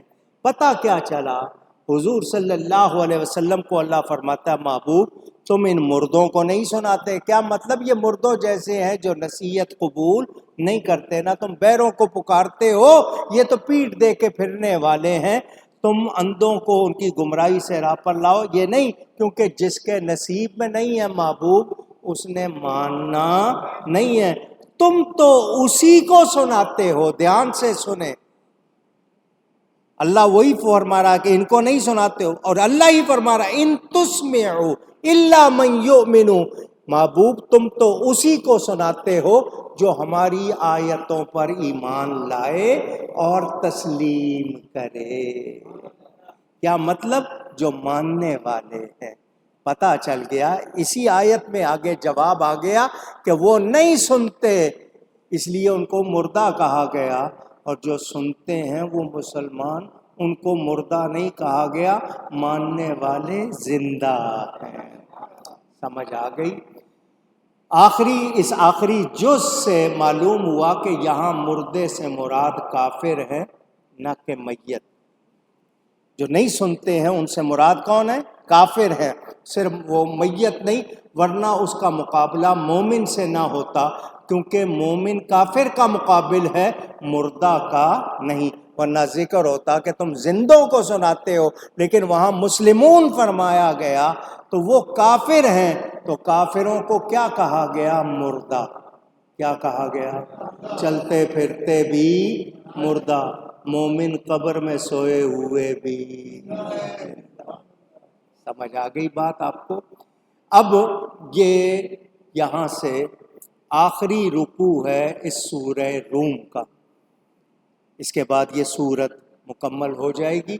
میں اس کی آیت پڑھتا ہوں، یہاں میں نے آپ کو بتا دیا۔ اب جو لوگ ہدایت کے حوالے سے انکار کریں کہ نہیں نبی ہدایت نہیں دیتے، تو میں پوچھوں گا نبی آئے کس لیے تھے؟ اچھا، نبی کی ہدایت کا انکار کرنے والوں سے پوچھو تم بستر لوٹا اٹھا کے گلی گلی کیوں پھرتے ہو؟ کہیں گے جی تبلیغ کرتے ہیں۔ تبلیغ کیا کرتے ہو؟ جی لوگوں کو کلمہ پڑھاتے ہیں، دین سکھاتے ہیں، ہدایت کی راہ بتاتے ہیں۔ تو تمہارا کہنے کے مطابق نبی ہدایت نہیں دے سکتا، تو تم کدھر سے ہادی بن رہے ہو؟ کس لیے نکلے ہو؟ نفع پہنچانے؟ تو تمہارا کہنا ہے اللہ کے سوا کوئی نفع نہیں پہنچا سکتا، نقصان کا تو کہیں گے نہیں کہ نقصان پہنچانے نکلے ہیں، ایسا تو نہیں کہیں گے، اور تمہارا کہنا ہے اللہ کے سوا کوئی نفع نہیں دے سکتا، تو پھر کیوں نکلے ہو؟ کہیں گے جی نہیں نفع بھی نہیں نقصان بھی نہیں، بس ایسے ہی، تو فضول کام تو کرنا نہیں چاہیے۔ یہ ہر طرح پھنستے ہیں یا نہیں پھنستے ہیں؟ نبی کو ہادی نہیں مانتے اور خود ہادی بنے ہوئے۔ نبی آئے کس لیے ہیں؟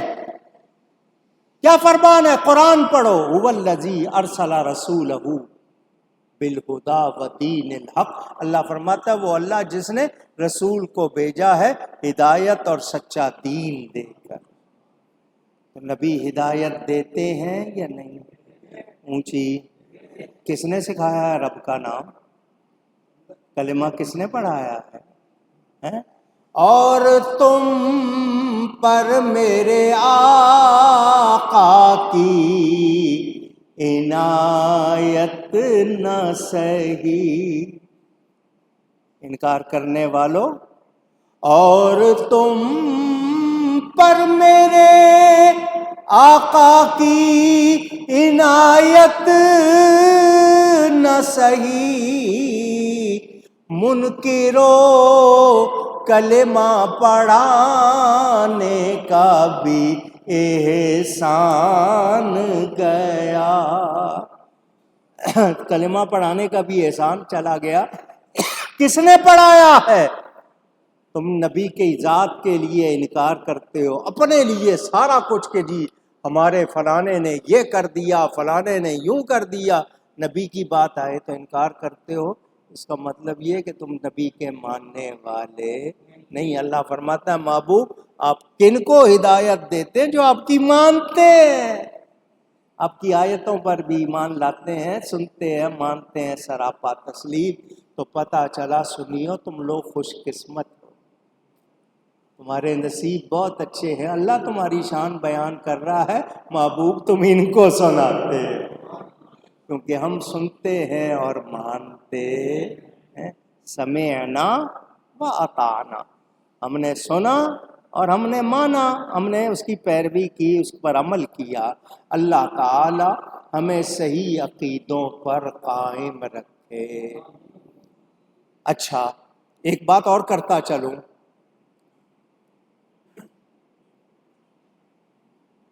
हुजूर सल्लल्लाहु अलैहि वसल्लम से पहले भी अंबिया आए। वसलमन अरसलना क़ब्ल का मिन रुसुलिना, कुरान में बयान, मैं उसमें ज़्यादा तफसील में नहीं जाता। एक बात करता हूँ, अगर इस आयत को बिल्कुल ज़ाहिरी माने पे रखा जाए, ज़ाहिरी माने पे, तो फिर लाजिम होगा कि हुजूर अंधों को भी हिदायत ना दे सके, क्योंकि अल्लाह ताला ने फरमा दिया। तो फिर साबित क्या होगा कि अंधों को भी हिदायत ना दे सकें। हालांकि लाखों नाबीना मुसलमान हैं या नहीं? हुजूर के सहाबा में भी कुछ नाबीना थे, और अब क़यामत तक कितने कितने हो चुके नाबीना भी हिदायत वाले हुए या नहीं हुए। तो जैसे अंधों से मुराद कुफ़ार हैं, ऐसे ही मौता यानी मुर्दों से मुराद भी कुफ़ार। ये दिल के भी अंधे हैं और ईमान वाले ना होकर जिंदा होते हुए भी मुर्दे हैं। समझ आ गई बात? तो ईमान जिंदगी है, ईमान की कदर करो, ईमान की ऊंची। अमवातुन गैरु अहया, आयतें पढ़ूं तो मसला बहुत आगे निकल जाए। मसलुल फरीक़ैन कल आमा वल असम वल बसीर, कुरान की आयतें हैं। मैं इसमें आपको अगर तफसील में ले जाऊं ना, इसी मजमून को, मुर्दा, जिंदा, अंधे, बहरे कौन कौन हैं, तो सुम्मुम बुकमुन उम्युन के लफ्ज़ कुरान में हैं या नहीं है? ऊंची। सारे काफिर बहरे हैं? पूछ रहा हूँ। ऊंची। सारे काफिर अंधे हैं? ऊंची। सारे काफिर गूंगे हैं? अल्लाह फरमाता है सुम्मुम, बहरे हैं। बुकमुन, गूंगे हैं। उम्युन, अंधे हैं। कौन फरमा रहा है? ऊंची। या अल्लाह, इनकी आंखें हैं, देख रहे हैं, इनके कान हैं, सुन रहे हैं, इनकी ज़बानें हैं, बोल रहे हैं, मगर अल्लाह फरमाता है सुम्मुम बुकमुन उम्युन। क्या मतलब? सुम्मुम, बहरे हैं। क्यों? महबूब तेरी नात नहीं सुनते, तेरी शान नहीं सुनते, तुझ पे दुरूदो सलाम नहीं सुनते, तो कान वाले होकर भी बहरे हैं। बुकमुन, गूंगे हैं, तेरा कलेमा नहीं पढ़ते, तुझ पे दुरूदो सलाम नहीं भेजते, तेरी नात नहीं पढ़ते, तो जबान वाले होकर भी ऊंची। लचर लचर कचर कचर करते रहते हैं, तेरा कलेमा नहीं पढ़ते, तो जबान वाले होकर भी गूंगे हैं। दुनिया जहान की चीज़ें देखते हैं, محبوب تیرا حسن نظر نہیں آتا، تیرا نور نظر نہیں آتا، تیری شان نظر نہیں آتی، تو آنکھ والے ہو کر بھی اندھے ہیں۔ پتہ چلا آنکھ والا وہ ہے جو نور مصطفیٰ دیکھے، جو حسن مصطفیٰ دیکھے۔ زبان والا وہ ہے جو نبی کی شان بیان کرے، نبی پہ درود و سلام بھیجے، ان کی نعت پڑھے۔ کان والا وہ ہے جو نبی کی بات سنے، مانے، ان کی شان سنے۔ ورنہ آپ کو بتا دیا۔ اب یہاں پر میں نے قرآن کی آیتوں کے حوالے دیے ہیں تو پتہ چل گیا مومن اندھا نہیں ہے۔ آنکھ والا اگر نہیں بھی ہے تو نابینا ہے، مگر دل کا اندھا نہیں ہے۔ اگر اس کی آنکھ نے نبی کا جلوہ نہیں دیکھا تو اللہ نے اس کے سینے میں نبی کا عشق اتار دیا۔ سمجھ آئی بات؟ تو ذہن میں رہے، اس بات کو یاد رکھنا۔ میں نے یہ آپ کو مثال کے طور پر دے کر سمجھایا ہے، اور مردوں کی سماعت کے بارے میں بھی، ان کی زندگی، ان کے کمالات میں نے آپ کو بتایا۔ اللہ تعالیٰ ارشاد فرماتا ہے اللہ الذی خلقکم من ضعف ثم جعل من بعد ضعف قوة ثم جعل من بعد قوة ضعفا وشیبہ یخلق ما یشاء وهو العلیم القدیر۔ یہ آیت میں نے پڑھ دی ہے، ترجمہ بھی نہیں کر رہا، اس کا بیان انشاءاللہ تعالی آئندہ جمعے۔ آج کا موضوع یہیں پر پورا کرتا ہوں۔ گفتگو میں مجھ سے کوئی غلطی ہوئی ہو تو اللہ تعالیٰ اس کے رسول صلی اللہ علیہ وسلم کی بارگاہ میں توبہ کرتا ہوں۔ وآخر دعوانا ان الحمد للہ رب العالمین۔ دو تین باتیں سن لیجئے۔ پہلی بات، اجتماعی قربانی ہر سال کی طرح اس سال بھی ہو رہی ہے۔ باہر آپ نے دیکھا ہوگا بورڈ لگا ہوا ہے۔ مہنگائی کی وجہ سے بہت کھینچ تان کے 22,000 روپیہ ایک حصہ وہ طے پایا ہے۔ 15 کلو گوشت ضرور ملے گا۔ گوشت کی نیت سے کبھی قربانی نہ کرنا ورنہ ہوگی نہیں، لیکن یہ بتانے کا مطلب کہ ہم اچھا جانور کرتے ہیں تو اتنے پیسے آپ لگائیں گے تو انشاءاللہ گوشت بھی اچھا ملے گا۔ 15 کلو سے کم ایک ٹوکری میں نہیں آئے گا۔ تو اجتماعی قربانی، اور دوسرا یہ کہ کسی بدعقیدہ کی مل جائے تو سب کی قربانی ضائع ہو جاتی ہے، تو تسلی سے ہوگی، اور پھر یہ کہ اہتمام سے ہوگی، تو آپ لوگ ضرور اس میں حصہ لیں۔ بیرون ملک یا بیرون شہر سے بھی جو لوگ حصہ لینا چاہیں، اسکرین پر یہ اشتہار اور ٹیلی فون نمبر بھی دکھا رہے ہوں گے، وہ آپ دیکھ لیجئے گا اور اجتماعی قربانی میں حصہ لیجئے گا جلدی جلدی، تاکہ جانور بک کرانے میں آسانی ہو۔ آخر میں جا کے آئیں گے تو پھر ذرا دشواری ہوتی ہے۔ یہ پہلی بات ہو گئی۔ دوسری بات، سولر پینل کے لیے کمپنی فائنل ہو گئی ہے۔ وہ انہوں نے کل آنا تھا، وہ نہیں آئے، اب یعنی کل ہفتے کو انہوں نے آنے کو کہا ہے، تو ان کے ساتھ سارا معاہدہ ہو جائے گا اور وہ کام شروع کریں گے۔ اس درمیان عجیب عجیب خبریں گورنمنٹ کی آ رہی ہیں، کوئی کہہ رہے ہیں ٹیکس لگا رہے ہیں، کوئی کہہ رہے ہیں یہ کر رہے ہیں وہ کر رہے ہیں۔ بہرحال ہم نے جو ارادہ کیا ہے اللہ اس کو پورا فرما دے۔ دو باتیں ہو گئیں۔ تیسری بات، ختم نبوت کے حوالے سے 28 مئی، کیا کہا میں نے؟ اس مہینے کی 28 تاریخ سپریم کورٹ نے مقرر کی ہے ہیئرنگ کی سماعت کے لیے۔ اس 28 تاریخ سے پہلے ہم سب اہل سنت نے اتنا شور مچانا ہے کہ ان ججوں کو پتہ لگ جائے کہ مسلمان کیا چاہتے ہیں۔ جج صاحب نے یہ چاہا ہے کہ جو ختم نبوت کے منکر ہیں، نبی کو آخری نبی نہیں مانتے، قادیانی، مرزائی، احمدی، لاہوری، ان کو مذہبی آزادی دی جائے۔ غیروں کے مطالبے ہیں، یہود و نصارہ کے مطالبے ہیں، اس مطالبے پر آپ کی حکومت اور عدلیہ، کیونکہ پارلیمنٹ سے یہ کرا نہیں سکتے تھے تو عدلیہ کے ذریعے یہ چال چلی ہے کہ ان کو آزادی دی جائے کہ وہ کفر لوگوں کو سکھائیں، کفر پڑھائیں، گستاخی سکھائیں، نبی کی بے ادبی پڑھائیں۔ کیا آپ برداشت کر سکتے ہیں؟ اونچی تو ایسی حکومت، ایسے افراد، خواہ وہ جج ہوں، عدلیہ ہوں، کوئی ادارہ ہو، جو نبی کی گستاخی کی راہ کھولے، ہمارے نزدیک وہ مردود ہے، شیطان ہے، اور ہم اسے برداشت نہیں کر سکتے۔ حکمران بھی سن لیں، عدلیہ بھی سن لیں، ادارے بھی سن لیں، میرے نبی کی توہین کی ہمارے پاس کوئی گنجائش نہیں ہونی چاہیے، کوئی بھی معمولی سی بھی۔ اور قادیانی کوئی مذہب نہیں ہے، فتنہ ہے۔ قادیانیت کی بنیاد ہی توہین رسالت ہے۔ ان کو آزادی دینے کا مطلب اس پاکستان کے آئین سے، قرآن و سنت سے بغاوت، اللہ کے قہر کو دعوت دینا۔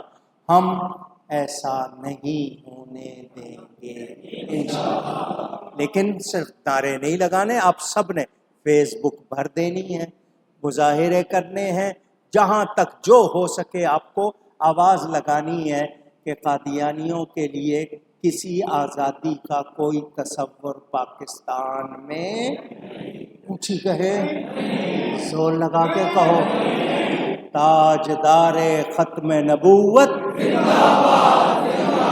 میرے نبی پاک صلی اللہ علیہ وسلم آخری نبی ہیں، اور قادیانیت کی بنیاد ہی توہین رسالت ہے۔ جو توہین رسالت میں حصہ ڈالے گا، وہ عدلیہ ہو، وہ حکمران ہو، وہ کوئی ہو، وہ برباد ہوگا، تباہ ہوگا، یہاں بھی اور وہاں بھی، اس کے لیے کوئی خیر۔ ہم ایسے کسی فیصلے کو نہ مانتے ہیں نہ مانیں گے۔ ہم نے پہلے بھی اس فیصلے کو مسترد کیا ہے، اگر اس کو درست نہیں کیا تو وہ جج صاحب بھی کوئی خیر نہیں پائیں گے، اور ان کے فیصلے کی بھی کوئی حیثیت نہیں ہوگی انشاءاللہ۔ یہ بات بھی آپ کو یاد کرانی تھی۔ آپ کے پاکستان کے جو لوگ ہیں، اب ان سے غیرت کو ختم کیا جا رہا ہے۔ ان کی غیرت ختم کر دو۔ یہ جو نبیوں ولیوں سے محبت ہے، عقیدت ہے، کسی طرح یہ نکالو۔ ڈرامے میں ایک شخص کو غوث پاک کا رول کرنے کو کہا گیا ہے، برداشت کرو گے؟ پوچھ رہا ہوں، کوئی شخص اپنے آپ کو غوث پاک کے رول میں پیش کرے، ہم حضور غوث پاک کے عقیدت مند یہ برداشت کر سکتے؟ جس نے یہ قبول کیا اس کو 1000 بار سوچنا چاہیے تھا کہ وہ کس رول کو قبول کر رہا ہے۔ تو آج اگر اس کی ڈیل دو گے، کل صحابہ کی بات ہوگی، پھر نبیوں کی ہوگی، اور پھر یہ تماشے چلیں گے۔ جس طرح وہ پہلے کپڑوں پہ حروف لکھ دیے تھے، تو گورنمنٹ بھی سن لے اور تمام میڈیا والے، الیکٹرانک میڈیا والے، چینلز والے سن لیں، اس ڈرامے کو ٹیلی کاسٹ نہ کریں، ورنہ یہ ہماری دل آزاری ہوگی، ہمیں سخت تکلیف ہوگی۔ ہم جائز احتجاج کا حق رکھتے ہیں، ہم یہ برداشت، آپ تو ابھی ڈھیلے ہو رہے، ہم یہ برداشت، غوث پاک کا ہماری نگاہوں میں، دل و دماغ میں تصور ہے، ہم کسی اور کو اس شکل میں برداشت نہیں کریں گے۔ اللہ ان کو ہدایت عطا فرمائے۔ لیکن یہ ہے کہ وہ چلا دیں گے اور آپ لوگ دیکھ رہے ہوں گے، جواب قبر میں خود دینا، یہ نہ کہنا کسی نے بتایا نہیں تھا۔ ان میڈیا والوں کا بھی بائیکاٹ کرو تاکہ ان کو پتہ چلے کہ مسلمان یہ چیز قبول کر سکتے نہیں۔ یہ اعلان کرنے تھے، آپ کو ضروری بتانے تھے، اس لیے آپ اس کو یاد رکھیں۔ اللہ ہم سب کو توفیق دے۔ میں کہوں گا ان کو، اگر یہ تمام ایئر کنڈیشن صحیح ہے تو اگلے جمعے سے چلانا شروع کر دیں۔ بل آئے گا زیادہ، لیکن آپ کو آرام پہنچے، اگلے جمعے سے دیکھ لینا، صحیح کر کے ان کو چلا لینا۔ میرے والد صاحب کا رضائے الہی سے انتقال